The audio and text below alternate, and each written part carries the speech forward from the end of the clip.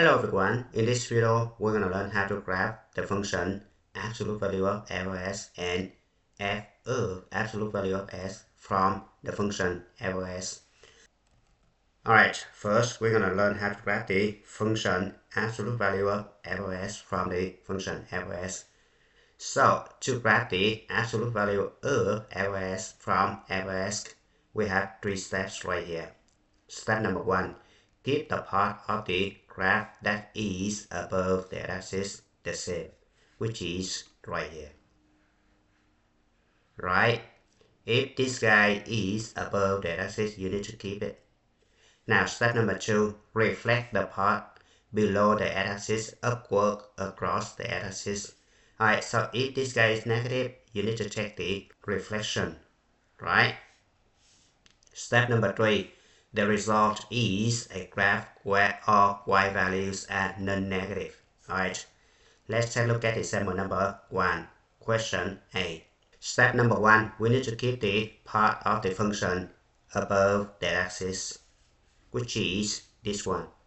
Now, step number 2, we're going to reflect the part of the function below the axis across the x-axis.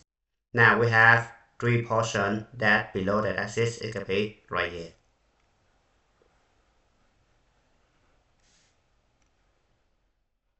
Now we need to reflect them about the axis, so it can be something like this. Alright, your final answer is the purple one.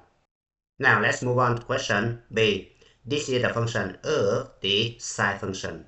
Alright, we're gonna keep the one above the axis, which is this one. Then we're gonna reflect the one below the axis about the x-axis, so it's gonna be something like this.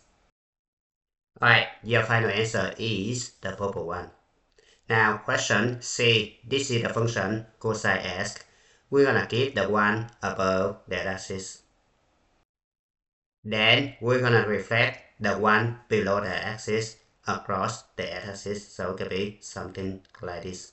Then your final answer is the purple one. Number 2.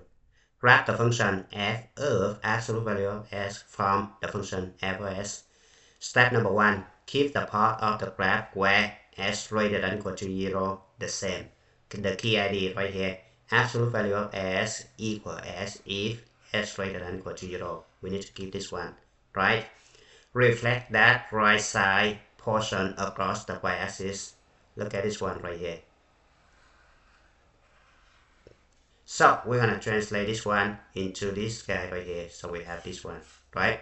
Step number 3, ignore the original left side of the graph of f of s.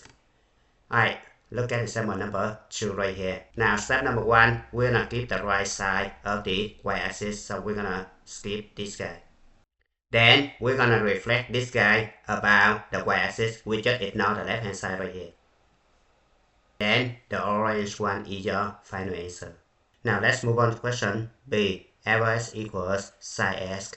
Alright, we need to skip the one on the right of the y-axis.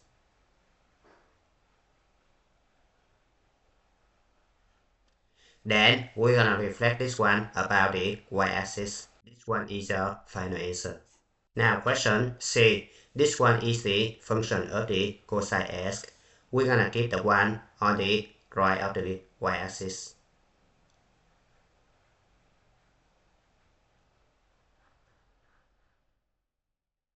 Then we're gonna reflect this one about the y-axis.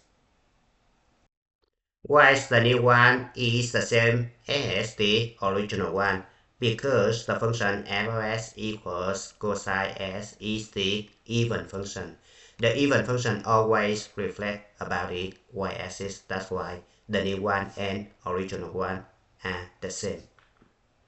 And it's your time to stop. Thank you for watching. I hope you enjoyed the video.